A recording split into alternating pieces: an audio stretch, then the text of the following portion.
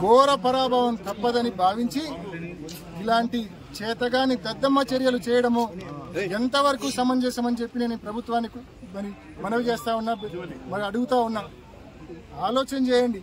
మీరు అధికారంలోకి వచ్చి 7 మాసాలు అయింది. రైతులకు ఇచ్చిన హామీలు ఒక్కటంటే ఒక్క హామీ మీరు అమలు చేయలేదు.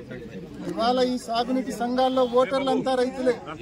రైతులు మొత్తం వచ్చి ప్రజాస్వామ్యబద్ధంగా ఓట్లేస్తే దిక్కుండదని ఘోరమైన పరాజయం ఎదురవుతుందని భయపడి ఈ మాదిరి పోలీసులను అడ్డు పెట్టుకుని దద్దమ్మ రాజకీయాలు చేయడానికి సిగ్గుగా లేదా అని చెప్పి అధికార పార్టీ నాయకులు నేను క్వశ్చన్ చేస్తా ఉన్నా.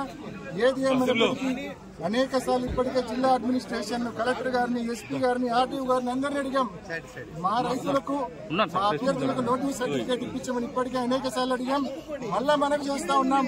మిగిలిన సమయం సాయంత్రం వరకే సమయం ఉంది కాబట్టి మా అభ్యర్థులకు నోటీస్ సర్టిఫికేట్ ఇప్పించమని చెప్పి గట్టిగా అడుగుతా ఉన్నాం.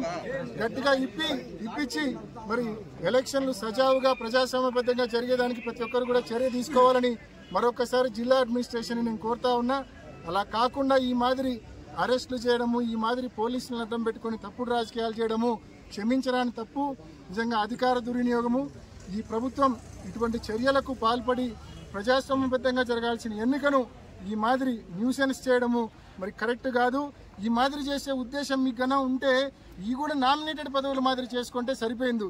ఈ మాత్రం దానికి ఎన్నికలను పేరు పెట్టడం ఎందుకు? మళ్ళా అభ్యర్థులకు నోటీస్ సర్టిఫికేట్ ఇవ్వకుండా అడ్డుకోవడం ఎందుకు? మరి ఈ సిగ్గుమాలిన రాజకీయం కరెక్ట్ కాదని చెప్పి మరొకసారి తెలియజేస్తూ ఈ ప్రభుత్వం యొక్క చర్యలను తీవ్రంగా ఖండిస్తా ఉన్నాం.